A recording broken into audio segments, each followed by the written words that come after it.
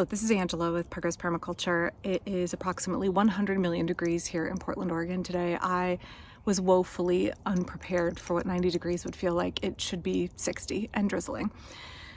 So I just finished a 2-hour hike in the Hoyt Arboretum, which is my favorite place to go on Fridays. So forgive the sweaty, disheveled appearance and the hat head, but that's the way it is. When I go hiking, I am really conscious of sun exposure, probably because I rarely wore sunscreen as a kid in Texas and Arizona, and I have a lot of sun damage. So I always bring my hat, and I always wear long sleeves, which I have rolled up now because I'm in the shade, and I wear sunscreen. Okay, so today is Hausfrau Friday. This video is probably not going to come out on Friday because the last week and a half, my videos have all been taking 24 hours to upload. And I don't know if something's wrong with my internet or if it's something on the YouTube app. It's been pretty frustrating. So thanks for being patient with me when my videos are coming out a day or more late. They're literally taking 24 hours to upload. I was reading through some of y'all's comments on last week's Hausfrau Friday video, which came out on Sunday, talking about non-coercive parenting. And thanks, first off, for all of the comments and questions. I wanted to talk a little bit more about it because that video was very well received, and I think people have serious interest in the topic. Non-authoritarian, non-coercive parenting is unusual in America. It is not the norm, and it is not how I was raised, and it definitely is not how my husband was raised. My strategy has been kind of whatever was done to me is probably not the right way to do it. And again, I know my parents did the best that they could with what they had. And I think it's so important to have these conversations about how we relate to children, how we interact with them, how we communicate with them, and what we're teaching them, because it doesn't really matter whether or not we're parents. Everybody has to interact with kids, and kids grow into adults, right? And part of learning to communicate with children in a way that's non-coercive is obviously having respect for the dignity and humanity of the kids you interact with, right? But part of it is breaking the cycle and preventing generational trauma from setting up in the next generation. Learning non-coercive parenting, non-authoritarian ways of relating to kids is not only people care for those children, it's people care for all of society and future generations. If we can do the best that we can at harm reduction and making sure that we are not traumatizing children, and that making sure we're instilling in our kids healthy communication and healthy boundaries and healthy respect for other people, like that's caring for everybody now and into the future. That is an investment in our community that will be hopefully reaping benefits, dividends for generations to come. So y'all are clearly interested in the subject, and I got a lot of questions, and I will try to answer some of those here, but I think I'll probably do a more comprehensive video later. And I'm also answering a lot of these questions on TikTok, so please feel free and follow me over there. I'm also just going to plug here before I get into answering questions that if you enjoy the content that I make, if you could consider supporting me on Patreon or throwing a couple of bucks in my PayPal. So one of the questions that y'all had was, how do I do bedtime with the kids if we don't have coercive parenting? If there's no threats, if there's no punishment, if there's no locking kids in their room, there's no restriction, there's no taking away things. How do you get your kids to go to bed? I actually addressed this on a TikTok, and I'll probably cut it in here. Ruth answered this question because it's been asked several times on TikTok. We don't do bedtimes. We never have. Ruth had a bedtime. It was self-induced. She chose 9:11 p.m. as her bedtime for many years. And we would try and do something as a family. And if we were going to be up late, she'd be like, nope, my bedtime's 9:11. I'm going to bed. What are the differences between artificial and natural consequences when we're parenting kids? Thanks for your question, Tony. I brought in my 21-year-old to help answer this question. Ruth, so you're an adult now. You were raised without artificial consequences and punishment. We didn't ground you. We didn't hit you. We didn't take away your possessions like your makeup or your art supplies in order to punish you and teach you a lesson, right? Mm-hmm. Could you explain to Tony an example of a natural consequence that we had when other families might have had rules or punishments and artificial consequences instead? Well, for most of my childhood, I didn't have a bedtime. When I did, I imposed it upon myself. But basically that meant I could be awake until super late, and then there was no enforced punishment. But the natural consequence was that I still had to go to anything early in the morning.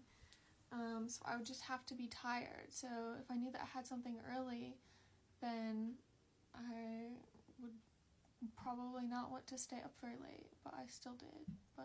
Okay, excellent example. Thanks for sharing that. So basically, like, natural consequences are just what happens to us as adults, right? Like if I were to spill my coffee, I don't then scream at and berate myself and then like take away my own Netflix password for the rest of the day. If I know tomorrow morning is garbage day and I forget to wheel my bins down to the curb, then the natural consequence of that is that I miss getting my garbage picked up that week. So I guess my question would be, what natural consequences do you have in your life? They're very much the same for kids as they are for adults. And they're really good teachers. If it's a frosty morning and I forget to get going 10 minutes earlier than normal, I'll be late to my appointment while I scrape the car windshield. If my kid forgets to put her favorite dress in the laundry, the next time she wants to wear it, it might not be washed and clean. If you don't get ready in a timely manner, you might be late to the movie, or you might miss it altogether. Another thing Ruth just said is that if she wants to make an omelet in the morning, but she neglected to collect the eggs the day before, she'll have to trudge out to the chicken coop in her jammies in the rain before she's had coffee in order to get eggs to make an omelet.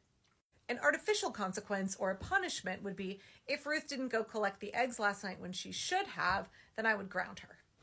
So I hope that illustrates the difference between those two concepts. Please feel free and leave me any other questions about this if you have them. So that meant that I'm trying to figure out how I can get out of the sun, you guys. I'm going to keep scooting down. The sun keeps chasing me, but I might have to put my sun hat up in a second. So we didn't have bedtimes. We didn't restrict them. We modeled like, oh gosh, I'm feeling really tired. I think I should probably start getting ready for bed, right? Like just communicating, well, I'm listening to my body and what my body's telling me. Instead of telling our kids when they're tired, what we did was encourage them to tune into and listen to their own signals from their own body, right?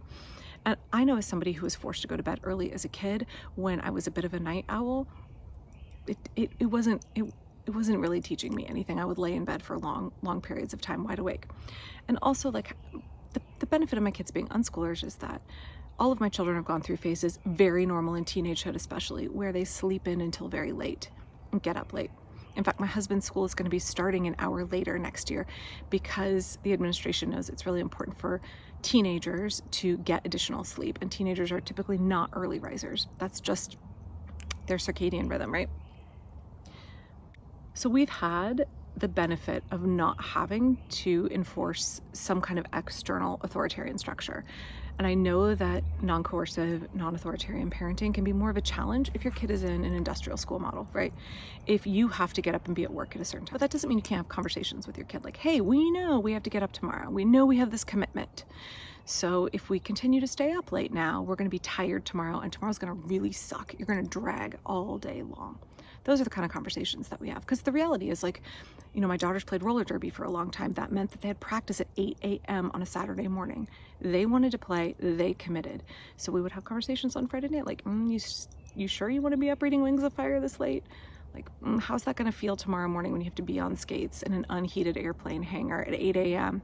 Would you rather be well rested, or would you rather be really exhausted? So, like, maybe the payoff is worth it to you. And when we talk about natural consequences, that's a big one. The natural consequence of being up too late the night before is that you're really tired and your next day is miserable. So you're less likely to repeat that behavior. Or maybe you say, it's worth it. It's worth being tired because, gosh, I really wanted to finish that book. I mean, I still do that. I was up last night at 2 a.m. reading because I wanted to get to the end of the chapter, right? Then I'm tired today, and maybe I had an extra cup of coffee and I kind of slog through it. It teaches our kids lessons naturally. It also teaches them some measure of endurance, right? You have to keep powering through. It also teaches our kids that there is a choice they have to make on the other end of that as well, in terms of our commitment to other people. So if I stay up too late and then I'm really tired the next day, and then I have an additional lesson here of the evaluative process of deciding, is there a commitment that I have to keep, or is this something that I could bow out of? And so everything is an opportunity for learning, getting to reason, getting to think, getting to conceptualize the way that we relate to other people and our responsibility to other people, right? So if you get up the next morning, you're like, okay, I was actually going to go to water aerobics. I'm really freaking tired. Could I opt out of this? Well, I'm not breaking my commitment to anybody. I'm not inconveniencing anybody. That was something that I committed to do myself. And maybe I can skip it this time, and that's okay. But maybe my commitment was I agreed to get up and go on a hike with my friends, and we're all meeting at this location in an hour. And I probably should keep my commitment to them and just be tired on the hike, right? Or maybe it's something like I actually have an appointment that I have to get to, or I have a work obligation. And so it helps our kids reason through that process to be faced with these scenarios in the first place. And part of non-coercive parenting is having lots and lots of conversations. I think I said this in my last video, like lots of talking, lots of reasoning through things, lots of not necessarily just explaining, but like talking through our thought process and working through decisions with our kids. They have never had to make these kinds of decisions before. And not only do we want to model for them how we make those decisions, but we want to kind of chaperone them through that process, help talk them through it. They ultimately get to make the decision at the end of the day, but we're there to assist them in navigating a process they've never been through before. And that's one of the big things I think about non-coercive parenting, is that we are our children's guides through life. We are our children's allies. I'm going to put my sun hat up, you guys. Better. Okay. Don't want to get sunburned. So we're assisting our kids. And that means because we have a lot more experience that we are doing the best that we can to set them up for success ahead of time. If there's any way we can kind of pave the way for them so that the learning process is more developmentally appropriate and easier, we want to do that. But also we just want to sit next to them sometimes and let them use us as a sounding board, talk through scenarios with us. Because we're not authoritarian, it means that like it's not mom's way or the highway, right? And the goal here is not to prevent our children from experiencing the consequences of their actions. The goal here is to let them experience life in a safe way, in a safe environment with controlled situations, so that they can get their feet wet, they can dip their toe in, they can learn how to navigate these situations when the stakes are really low, so that when they're high, they've had lots of practice and they're confident. And that means sometimes we let our kids fail. A lot of the time we let them make bad decisions. We let them spend money on purchases that then they regret later on, like crap, that's kind of a waste of money. We don't try to cushion our children from all of the consequences. And I don't want folks to think that non-coercive parenting is the same thing as permissive parenting, because it's not. The goal here is active, involved connection and communication, so that we're teaching our children how to get through life and how to connect with other people and relate to other people, how to be functional adults. So we're not permissive. We're also not rescuing our children all the time from the consequences of their actions. We're letting them make bad decisions when the stakes are not super high, so that when the stakes are high, they have rehearsed the situation and they're not caught off guard. We've given them a chance to play out the consequences. We've given them a chance to experience what happens when they don't think something through and they just make a quick knee-jerk reaction, right? When they do something impulsive. We've given them the opportunity to learn those life lessons. And authoritarian parenting actually deprives our children of that opportunity. We superimpose consequences that aren't applicable in adult life, that are not in keeping with how the real world works, right? And a lot of times when we superimpose those consequences, we're depriving our kids of the ability to learn lessons. What we're teaching them is to avoid punishment from mom and dad, but we're not teaching them how to navigate those situations. Parenting that relies on punishment is inherently reactionary. It kind of reminds me of how like cops don't prevent crime, they just show up after the fact, right? All we're doing is punishing. Actually, it's exactly like that. Cops don't prevent crime, they just show up after the fact. What is happening here is that if we're using punitive parenting, if we're using punishment, is that we're not helping our children walk through a situation so that they can come out on the other end successful. What we're doing is we're punishing them for screwing up. We're punishing them for being immature, for making imperfect decisions. And non-authoritarian parenting looks at it from the other end. It's not reactionary. It's not saying, how do I deal with this situation after the fact? It's saying, how do I set up the dynamic from the get-go so that we have a strong relationship? I'm fostering the relationship. I'm thinking long-term, right? That foundation is there. So when my kids get into a scary, sticky situation, they know they can trust me. They know they can reach out to me. They know they won't be punished. We have a set relationship and expectation that is the foundation of everything that comes after. But then also we're taking each individual situation, be it the bedtime routine, be it, how we navigate sharing or not sharing, be it how we keep commitments or don't keep commitments. We are walking them through and giving them practice. And that is a lot of work as a parent. It means anticipating what possible choices our kids are going to make. It's like choose your own adventure. We have to script out and map out how our kids might react in every scenario and how we can best support them through that. So don't want you to think that non-authoritarian parenting is less work. It's a lot more work. It's a lot more mental work. It is a lot more investment in the relationship and communication, and it can be a lot more exhausting, honestly, and a lot more frustrating, because nobody as a parent likes to watch their kid fail. Nobody likes to let their kid make bad choices and feel the pain and fallout of that. And that's part of what we're doing. It also means that we have to explain ourselves constantly. And that can be really difficult for those of us that were raised with parents whose justification for everything is because I said so. To have to justify our choices to our kids, not only because our kids have a right to question what we're doing, but also because we want our kids to understand the thought process that we're using so that they can learn to employ good decision-making skills as well. I had to give advice about, like, how do I approach consequences if my kids won't go to bed? How do I approach the situation? What do I do when my kids won't go to bed on time? My advice would be rethink it, reframe it. It's not on the back end. We're not doing reactionary parenting. We are doing setting our kids up for success parenting. And so we need to look at it from the front end.